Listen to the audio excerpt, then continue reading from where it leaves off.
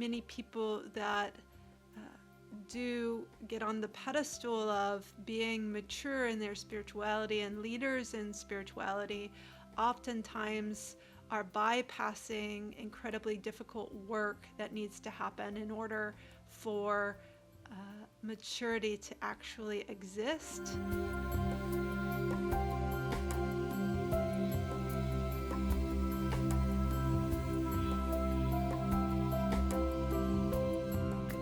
Hello there, heart mind friends and fans. I am back again for a solo episode, and this week's theme is spiritual maturity.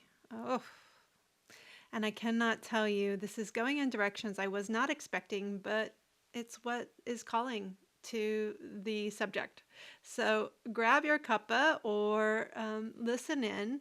I'm going to ask you today something that I asked also when I shared something very close, right at the heart of what I'm trying to offer to the world, but also express that is very dark and very hard to digest in our society. I'm going to go into some things that we have a hard time looking at, which is sexual abuse today. So I'm going to ask you to hold me tenderly, hold yourself tenderly, and know that we are going into that subject this week.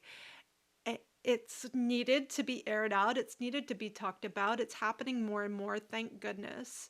And we're going to do that here today. If it's just not right for you to think about this or to talk about that this week, I understand. So this is the disclaimer at the beginning. We are going into that subject. And we're going to talk about spiritual maturity within our society around that subject, but also in general. This first solo episode is just me talking about healing through spiritual maturity. Then I have an amazing guest, Karen Harris, and she is one of the reasons why I've taken it in this direction, because we went in that direction in unexpected ways during our interview. And there's more to be seen, and please do watch that interview. She's an amazing divinity mentor of mine and has served the Humboldt community and continues to serve community with her divinity studies and with her presence. More on her coming after this episode, so please tune in.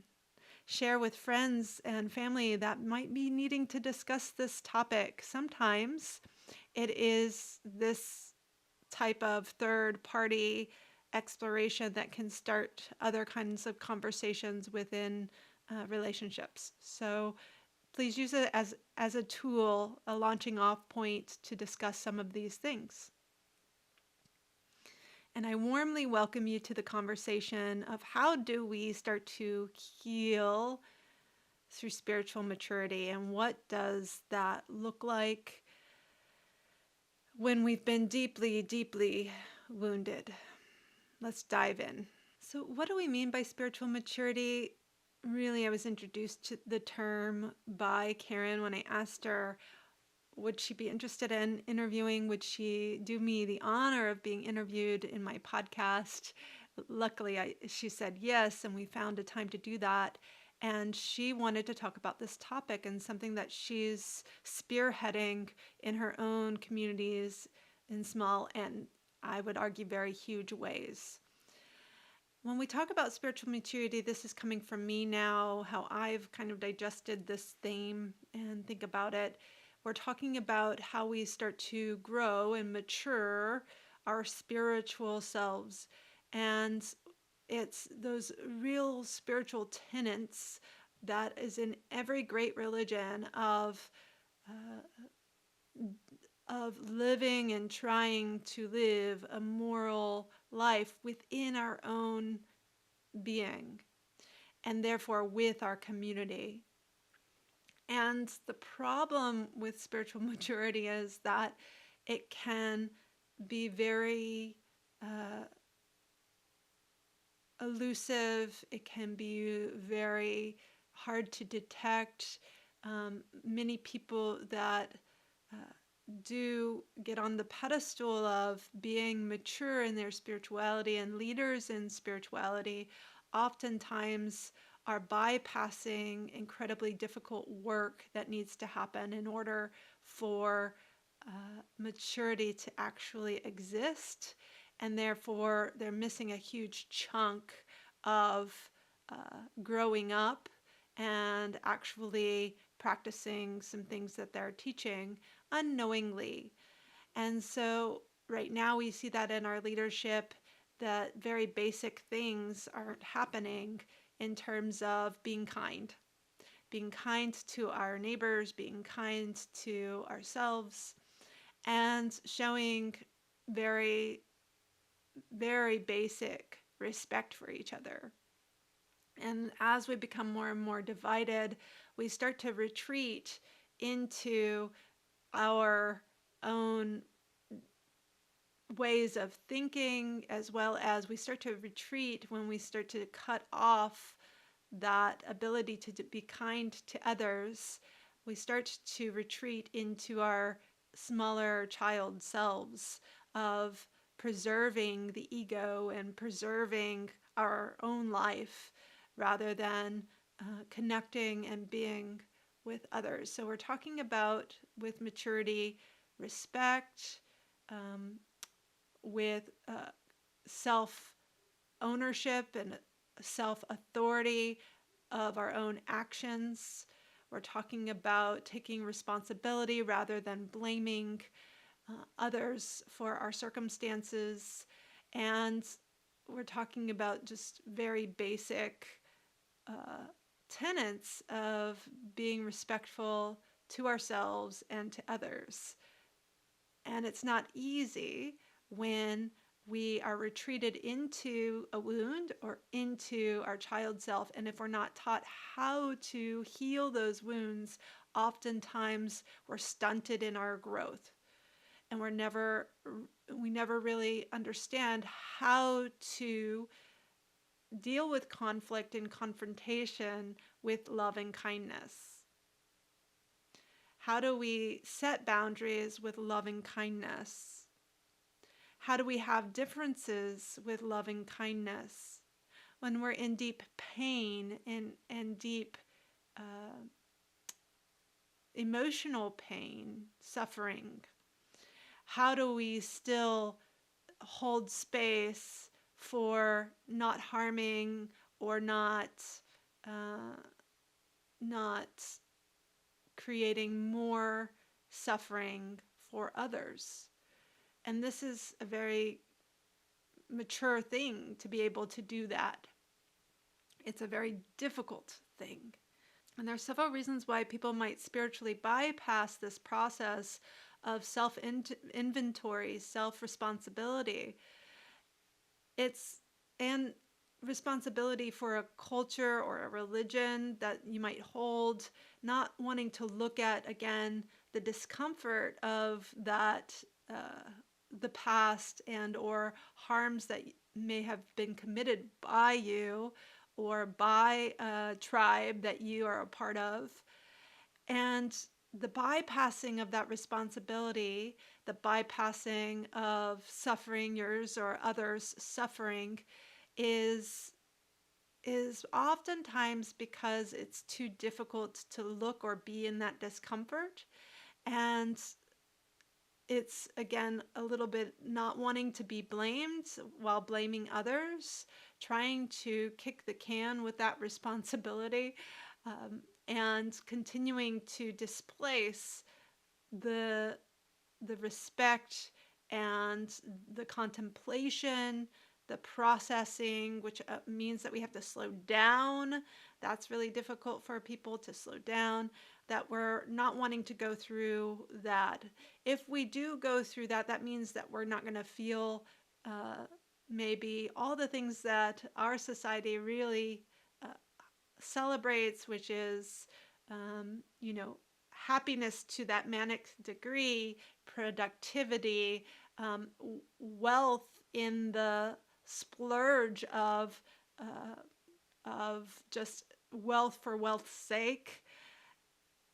all of these things have to kind of slow down for us to contemplate and to be held accountable.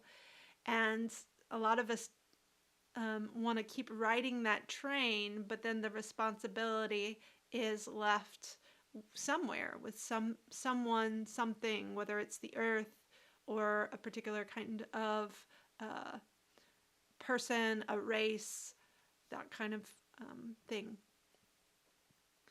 And I talked about this at service this past Sunday as well. We gave a talk around evolution. My husband gave the bulk of that sermon, and I held the space and facilitated the conversation. It it's that fear of dying, really. And all fear in yoga comes back to the fear of death. Abhinivesha is called in yoga, that all fear is rooted in the fear of death. And so if I don't take responsibility for this and I follow this tribe, and this tribe believes that I just have to do this one thing and then I will be saved, my soul will be saved, then I won't die. And so it gives kind of this, again, bypassing or free pass to not really live the tenets that actually, I think Christianity and all religions are asking us to live each moment in that kindness towards each other. And yet we're following leaders that aren't necessarily displaying that or walking that truth. We're creating policies that are detrimental to our people and detrimental to our communities. And how is that happening? Why is that happening? Why are we being so unkind and uncaring to our fellow man on the street? It's because we're not healing our own fear of not living an enriched life, not living the life we know we need and want for our being to thrive and to be not happy, but in bliss and connection with our family and our extended family, the earth, the planet, that we're trying to steal that little nugget of space and time just for ourselves because we're so afraid if we don't, we won't have it. And so it allows us to justify taking that away from our neighbor, taking that away from our animal family, our plant family. And it's deeply troubling. And I'm not trying to say here, and I hope everyone knows this, that I'm perfect. I'm definitely not. And I unconsciously make choices, probably consciously. I can't think of it right now, but I probably both consciously and unconsciously have made choices that could have been better for the planet, could be better for my neighbor. But I'm just trying to explain what spiritual maturity can mean is every moment living by this tenet, which is also in yoga, but it's also in Christianity. It's in every great moral system, which is do no harm. Do no harm. This includes ourselves. This includes to our family, to nature, to the ecosystem in which we exist. Okay, so I think I'm going to leave us there. I want to recap. To start to heal with spiritual maturity means that we have to start practicing ahimsa, non-harming, specifically to ourselves, but also with others, and especially those that have harmed us greatly. I know that's a tall order. I know there's a whole thing out there about not giving space, or how women have given a lot of space to people that have harmed us, and you're asking us to give more space. But this is the teachings of all great spiritual movements, whether it be Martin Luther King or, feminist movements. If they're grounded in the spirituality, we and I think of Gandhi obviously as well, this kind of nonviolent movement, we have to see that the seed of the abuse is coming from a place of disharmony, and that if we're going to use violence against violence, that we're adding to the disharmony. And it's ultimately not achieving what we want, which is harmony and peace. And that's the mature aspect of us, is that ability to forgive and to meet even the unforgivable action, meet that person. And in that way, you're healing their shame, your shame.